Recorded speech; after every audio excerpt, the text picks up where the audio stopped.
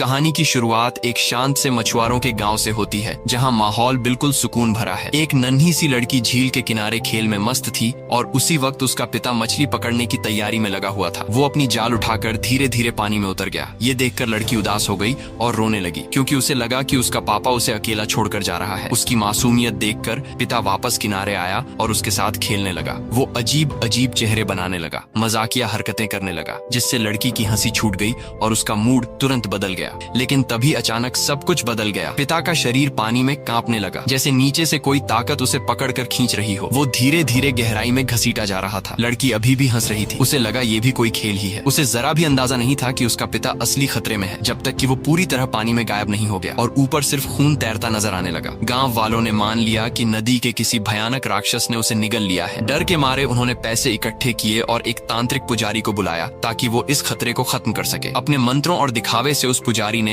एक बड़े मछली जैसे जीव को पकड़ लिया और दावा किया कि अब सब सुरक्षित है। लेकिन तभी वहाँ से गुजर रहा एक युवा राक्षस शिकारी सुवान जांग इस बात को महसूस कर लेता है कि असली खतरा अभी खत्म नहीं हुआ। वो गांव वालों को चेतावनी देता है कि ये पकड़ी गई मछली असली राक्षस नहीं है। लेकिन गांव वाले, जो पहले से ही उस घमंडी पुजारी की बातों में आ चुके थे, उसकी बात सुनने को तैयार नहीं होते। उल्टा वे उस पर भड़क उठते हैं, उसे पीटते हैं और सजा के तौर पर गाँव के चौक में बांधकर लटका देते हैं। उन्हें लगता है कि अब पानी सुरक्षित है, इसलिए सब लोग बेफिक्र होकर नदी में तैरने चले जाते हैं। लेकिन उनकी ये खुशी ज्यादा देर नहीं टिकती। अचानक असली नदी का राक्षस प्रकट होता है और देखते ही देखते एक औरत को जिंदा निगल जाता है। गांव में अफरा तफरी मच जाती है। लोग जान बचाने के लिए भागते हैं, सोचते हैं कि पानी से दूर रहेंगे तो सुरक्षित रहेंगे, मगर वो गलत थे। राक्षस अपनी लंबी जीभ निकालकर जमीन पर खड़े लोगों को भी शिकार बनाने लगता है। वही छोटी लड़की अपनी माँ की तरफ भागती है, लेकिन तभी वो जीभ उसे लपेट लेती है। गाँव वाले पूरी ताकत से उसे खींचते हैं और आखिरकार उस जीभ को काट देते हैं। लड़की को पुल की तरफ खींच लाते हैं, पर तभी अगले ही पल वो राक्षस पानी से छलांग लगाकर बाहर आता है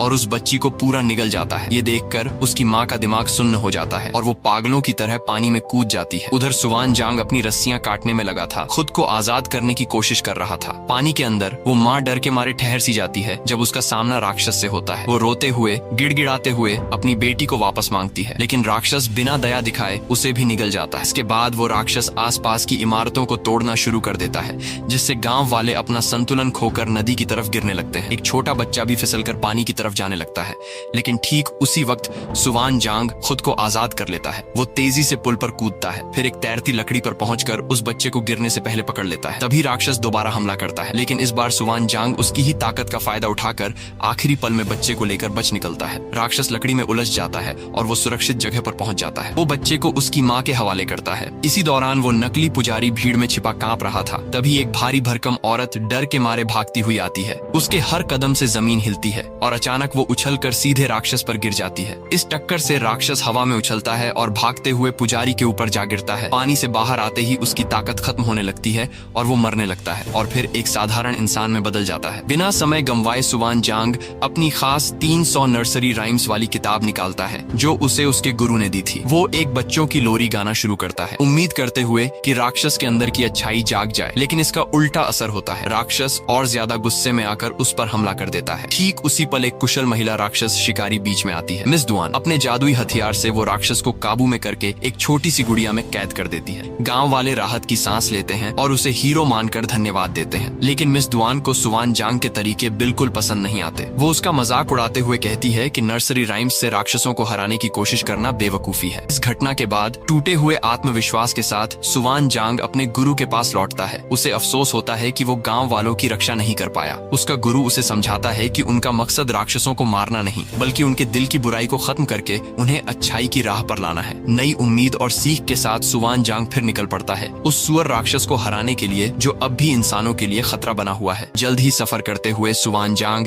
एक गांव के छोटे से होटल तक पहुंचता है, जहां कुछ समय पहले एक जवान जोड़ा खाना खाने रुका था, लेकिन वो रहस्यमयी तरीके से गायब हो गया था। असलियत काफी डरावनी थी। उस होटल का मालिक ही एक भयानक सुअर राक्षस था, जिसने उन्हें मारकर खा लिया था। जब सुवान जांग होटल के अंदर गया तो पहली नजर में सब कुछ सामान्य लगा। लोग हंसते बोलते खाना खा रहे थे, माहौल भी बिल्कुल ठीक लग रहा था। एक औरत ने मुस्कुराकर उसका स्वागत भी किया, लेकिन कुछ ही पलों में उसे एहसास हो गया कि यहाँ कुछ बहुत गड़बड़ है। वहाँ मौजूद बाकी ग्राहक असल में जिंदा इंसान नहीं थे, बल्कि राक्षस के शिकारों की जिंदा की गई लाशें थीं। कोने में पड़ा खून से सना एक अजीब सा हथियार, 9 दांतों वाला रेक, इस बात का सबूत था कि यहाँ कोई खतरनाक ताकत मौजूद है। तभी अचानक मिस दुआन भी वहाँ पहुँच जाती है और बिना वक्त गंवाए उन उन जॉम्बी जैसे गुलामों को खत्म करना शुरू कर देती है। तभी असली सुअर राक्षस सामने आता है, इंसानी रूप में एक गंदा और भद्दा रसोइया जिसकी मुस्कान ही डर पैदा कर रही थी। इसके बाद शुरू होती है एक जबरदस्त लड़ाई। मिस दुआन और सुवान जांग मिलकर उससे भिड़ते हैं और आखिरकार मिस दुआन अपने जादुई थैले से उसे पकड़ लेती है। वो उसे एक छोटी कठपुतली में कैद करने की कोशिश करती है, लेकिन ये राक्षस बहुत ताकतवर था। वो उस कैद को तोड़कर बाहर निकल आता है और अपने असली रूप में बदल जाता है, एक विशाल डरावना सुअर राक्षस। उसकी ताकत इतनी जबरदस्त थी कि उसने पूरे होटल को तहस नहस कर दिया। हालात बिगड़ते देख सुवान जांग और मिस दुआन को अपनी जान बचाकर वहां से भागना पड़ता है। इस खतरनाक मुकाबले के बाद मिस दुआन सुवान जांग की बहादुरी और उसके निस्वार्थ स्वभाव से काफी प्रभावित होती है। भले ही उसके पास ज्यादा ताकत या स्किल्स नहीं थे, लेकिन उसने बिना डरे बुराई का सामना किया और यही बात मिस दुआन के दिल को छू जाती है। धीरे धीरे वो उससे प्यार करने लगती है। वो खुलकर अपनी फीलिंग्स बताती है और मौका मिलते ही उसके करीब आने की कोशिश करती है। लेकिन सुवान जांग वो इस तरह के प्यार से डरता था। उसका मानना था कि उसका मकसद सिर्फ पूरी इंसानियत में प्यार फैलाना है और रोमांटिक प्यार उसके रास्ते में रुकावट बन सकता है। इसलिए वो हर बार उससे दूरी बनाने की कोशिश करता है, यहाँ तक कि उससे भागने लगता है जब भी वो उसके करीब आती है। वो खुद को और अपने गुरु को ये यकीन दिलाता है कि उसे सिर्फ सार्वभौमिक प्यार चाहिए, न कि कोई व्यक्तिगत रिश्ता। लेकिन उसका चालाक गुरु समझ चुका था कि सुवान जांग अंदर से उलझ चुका है। उसके शब्द और उसका दिल दोनों एक जैसे नहीं थे। इसलिए उसने उसे सलाह दी कि वो 5 उंगलियों वाले पहाड़ पर जाए, जहाँ एक खतरनाक लेकिन शक्तिशाली बंदर राजा सन वुकोंग कैद है। गुरु का मानना था कि अगर सुवान जांग उसकी मदद ले ले तो वो इस सुअर राक्षस को हराने में कामयाब हो सकता है। गुरु की बात मानकर सुवान जांग उस पहाड़ की तरफ निकल पड़ता है, लेकिन रास्ते में एक रात अचानक कुछ लोगों का ग्रुप उस पर हमला कर देता है। और हैरानी की बात ये थी कि उन्होंने मिस दुआन को भी पकड़ रखा था, लेकिन सच्चाई कुछ और ही थी। ये पूरा हमला असल में मिस दुआन का ही प्लान था। उसने सब कुछ खुद सेट किया था, सिर्फ इसलिए कि सुवान जांग उसे बचाए और शायद उसके प्यार को स्वीकार कर ले। लेकिन इतना सब करने के बाद भी सुवान जांग का दिल नहीं बदला। वो उससे दूर ही रहा और एक बार फिर उसे ठुकरा दिया। ये सब देखकर मिस दुआन का गुस्सा और दर्द दोनों फूट पड़ते हैं। वो अपना आपा खो बैठती है और सुवान जांग को ही कैद कर देती है, उसे बांध कर छोड़ देती है ताकि वो समझ सके। तभी अचानक सुअर राक्षस फिर से हमला करता है। वो गुस्से में उनके कैंप पर टूट पड़ता है और सीधे मिस दुआन पर वार करता है, क्योंकि वो उसे पहचान चुका था। वो उसे बुरी तरह घायल कर देता है। तभी हालात और बिगड़ने से पहले 3 दूसरे राक्षस शिकारी वहाँ आ पहुँचते हैं, अपने अपने अजीब नाम और स्टाइल के साथ। वो सुअर राक्षस से भिड़ते हैं और कुछ देर की लड़ाई के बाद उसे वहाँ से भगा देते हैं। लड़ाई के बाद जब सुवान जांग को इतना परेशान और चिंतित देखती है तो मिस दुआन इसे उसके प्यार की निशानी समझ लेती है। वो फिर से अपनी फीलिंग्स जाहिर करती है, लेकिन इस बार भी उसे वही जवाब मिलता है, इनकार। दिल टूटने और गुस्से में वो सुवान जांग की सबसे कीमती चीज, उसकी 300 नर्सरी राइम्स वाली किताब उसके सामने फाड़ देती है और उसे अकेला छोड़कर चली जाती है। टूटे हुए पन्ने जमीन पर बिखरे रहते हैं और इन्हीं के बीच सुवान जांग एक बार फिर अकेला रह जाता है। उस दर्दनाक पल के बाद टूटे दिल और भारी मन के साथ सुवान जांग अकेले ही अपने सफर पर आगे बढ़ जाता है। उसका इरादा अब साफ था, उसे बंदर राजा को ढूंढना ही है। कई दिनों की कठिन यात्रा के बाद आखिरकार वो 5 उंगलियों वाले पहाड़ तक पहुंच जाता है। वहाँ एक शांत सी घाटी थी जहाँ चारों तरफ खिले हुए कमल थे। उसी जगह उसे एक छिपी हुई गुफा मिलती है जो कमलों की सील से बंद थी। अंदर कदम रखते ही उसका सामना एक अजीब से बूढ़े आदमी से होता है, गंदा, रहस्यमयी और थोड़ा डरावना। लेकिन असल में वही था बंदर राजा सन वुकोंग, जो इंसानी रूप में छिपा हुआ था। वुकोंग उसे बताता है कि वो यहाँ कैसे कैद हुआ। 500 साल पहले वो स्वर्ग में तबाही मचाने वाला सबसे ताकतवर बंदर राजा था और उसे सजा के तौर पर बुद्ध ने इस पहाड़ के नीचे कैद कर दिया था। अब वो गिड़गिड़ाकर सुवान जांग से आजादी की भीख मांगता है। मौका देखकर सुवान जांग एक सौदा रखता है। वो वुकोंग को आजाद करने में मदद करेगा, लेकिन सिर्फ तभी जब वो पहले उसकी मदद करे उस खतरनाक सुअर राक्षस को हराने में। सुवान जांग को ये नहीं पता था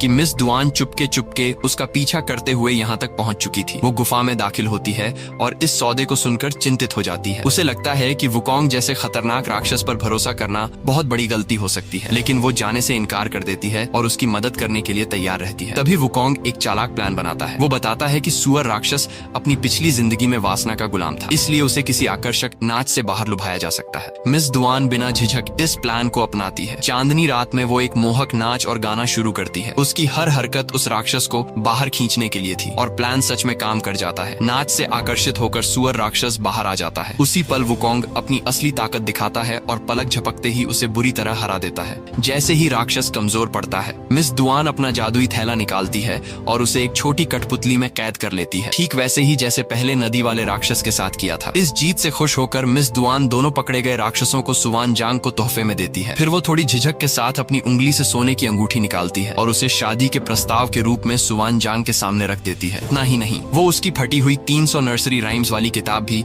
उसे लौटा देती है, जिसे उसने बड़ी मेहनत से फिर से जोड़ने की कोशिश की थी। भले ही पन्ने सही क्रम में ना हो, उसके इन सच्चे और मासूम इशारों से साफ था कि वो दिल से उससे प्यार करती है और उम्मीद कर रही थी कि इस बार सुवान जांग उसका प्यार स्वीकार कर लेगा। लेकिन एक बार फिर उसे निराशा ही मिलती है। सुवान जांग उसका प्रस्ताव ठुकरा देता है, यहाँ तक कि वो खुद को रोकने के लिए एक पत्थर उठाता है और अपनी उंगली काटने की कोशिश करता है ताकि वो अंगूठी पहन ही न सके। ये देखकर मिस दुआन पूरी तरह टूट जाती है, उसकी आंखों में आंसू भर आते हैं और वो चुपचाप वहाँ से चली जाती है। जैसे ही वो गायब होती है, सुवान जांग को अपने फैसले पर पछतावा होने लगता है, लेकिन अब बहुत देर हो चुकी थी। उधर वुकोंग चुपचाप ये सब देख रहा था। वो सहानुभूति दिखाने का नाटक करता है और चालाकी से सुवान जांग को गुफा के मुंह पर लगे कमल को तोड़ने के लिए उकसाता है। बिना सच्चाई जाने सुवान जांग उस कमल को तोड़ देता है और इसी के साथ वो आखिरी सील भी हट जाती है जो वुकोंग को कैद किए हुए थी। अगले ही पल एक खतरनाक हंसी के साथ वुकोंग आजाद हो जाता है। 500 साल की कैद के बाद वो अपने असली रूप में लौट आता है, एक भयानक गुस्सैल बंदर राक्षस जो सोने के कवच में लिपटा हुआ था। सुवान जांग डर के मारे चिल्लाता है और उसे रोकने की कोशिश करता है, लेकिन बुद्ध का नाम सुनते ही वुकोंग और ज्यादा भड़क जाता है। वो एक जबरदस्त वार करता है और सुवान जांग को दूर फेंक देता है। वो बुरी तरह घायल हो जाता है, खून खांसते हुए जमीन पर गिर पड़ता है। वुकोंग यही नहीं रुकता, वो उसके बाल पकड़कर उन्हें जड़ से उखाड़ देता है। कुछ ही पलों में सुवान जांग खून से लथपथ गंजा भिक्षु बनकर जमीन पर पड़ा होता है। तभी अचानक 3 राक्षस शिकारी वहाँ प्रकट होते हैं। वो इस मौके का फायदा उठाकर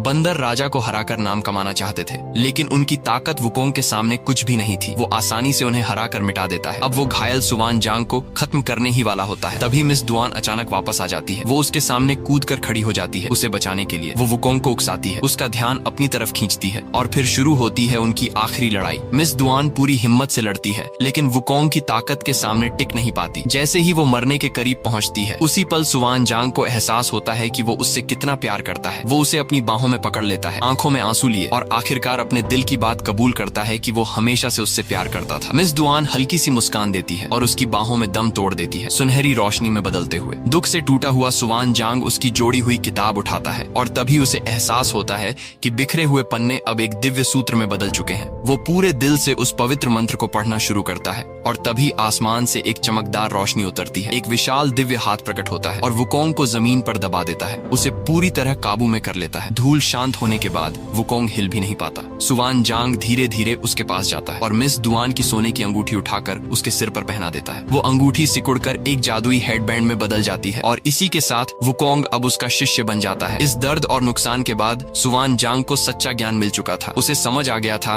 कि असली मुक्ति दर्द और मोह का सामना करने के बाद ही मिलती है। उसका गुरु उसे नया नाम देता है, तांग सांझांग। अब वो एक सन्यासी भिक्षु बन चुका था जो पश्चिम की यात्रा पर निकलेगा, और इसी तरह तांग सांझांग अपनी नई यात्रा शुरू करता है अपने 3 बदले हुए राक्षस शिष्यों के साथ, नदी का राक्षस, सुअर राक्षस और बंदर राजा सन वुकोंग।